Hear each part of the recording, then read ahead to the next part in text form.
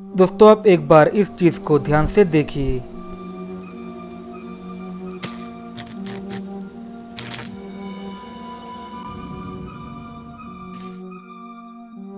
अब मैं जानता हूँ कि आपको भी मेरी तरह ये पहली बार देखकर नहीं पता चला होगा कि आखिर ये क्या चीज है, लेकिन अगर मैं कहूँ कि ये कोई अजीब सी चीज नहीं बल्कि एक नॉर्मल बिजली है तो आपका रिएक्शन क्या होगा?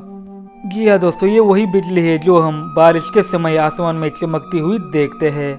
लेकिन अब आपके मन में भी ये सवाल आ रहा होगा कि आखिर बिजली इस तरह से बॉल की तरह कैसे घूम सकती है। तो आपको बता दें कि ये बहुत ही रेयर फिनोमेना है और ये फिनोमेना इतना रेयर है कि इसको आज तक सिर्फ दुनिया के 5% लोगों ने ही देखा है और उनमें से कुछ ही प्रतिशत लोगों ने इसको कैमरा पर रिकॉर्ड किया है।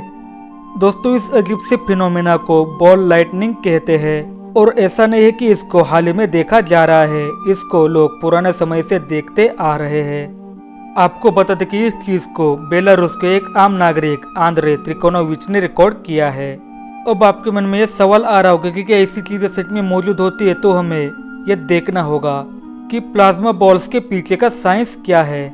दोस्तों अगर आप प्लाज्मा बॉल के ऊपर अपनी उंगली रखोगे तो उसके अंदर मौजूद बिजली के छोटे छोटे थ्रेड्स आपकी उंगली के बाहर से करंट को पास करना शुरू कर देंगे और ग्लो करेंगे। और आप इस ग्लो होते करंट को इसलिए देख पाते हैं क्योंकि इसके बीचों बीच एक टेस्ला कॉइल लगी होती है और इस शीशे के अंदर जो हवा भरी होती है वो जीनॉन, आर्गॉन और नियॉन इस नाम से जानी जाती है। और इस तरह की अलग अलग गैसेस को मिलाकर इसके बीचों बीच भरा जाता है, जिसकी वजह से हम इसको ग्लो करता हुआ देख पाते हैं। दोस्तों बॉल लाइटनिंग नाम के इस स्ट्रेंज फिनोमेना को देखने के लिए आपके पास एक मेन इंग्रेडिएंट का होना जरूरी है और उसको सिलिकॉन डाइऑक्साइड कहा जाता है, यानी कि आम भाषा में मिट्टी कहा जाता है। दोस्तों इस स्ट्रेंज फिनोमेना को 2 और लोगों ने भी एक्सपीरियंस किया है, जिसमें से पहली औरत जिसका नाम केत था, उसने 27 जुलाई 2013 को इसको एक्सपीरियंस किया था। और दूसरा जो इंसान था वो फेमस निकोला टेस्ला के नाम से जाने जाते हैं, जो खुद बिजली के जनक माने जाते हैं।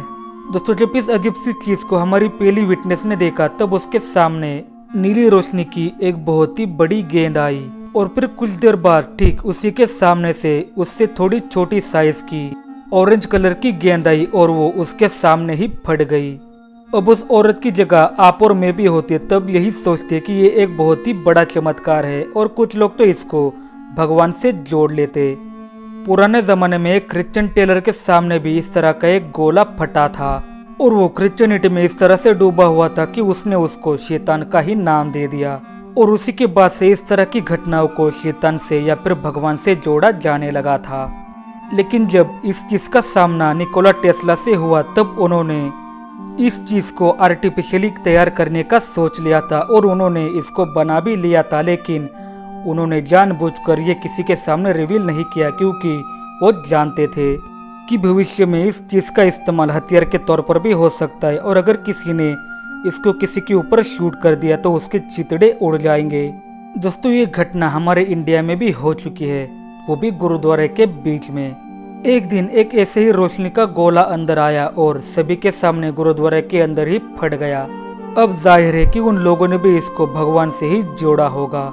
दोस्तों इसको कुछ स्टूडेंट्स ने फेडरल यूनिवर्सिटी के अंदर बनाने की कोशिश की थी और वो कामयाब भी हुए थे।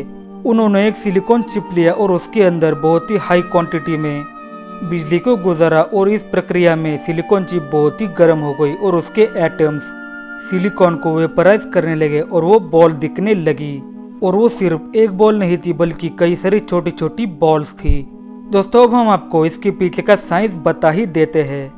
दोस्तों जब साधारण लाइटनिंग जमीन से टकराती है वो टकराने के बाद बहुत ही गर्म होती है और मिट्टी को सिलिका में बदल देती है और सिलिका को वेपोराइज कर देती है। इससे उसके एटम और ऑक्सीजन अलग हो जाते हैं और इसके बाद ऑक्सीजन के एटम्स कुछ समय के लिए एरोसोल बॉल की तरह हवा में तैरने लग जाते हैं और फिर कुछ समय के बाद वो वापस ऑक्सीजन के साथ मिलकर ग्लो करने लग जाते हैं।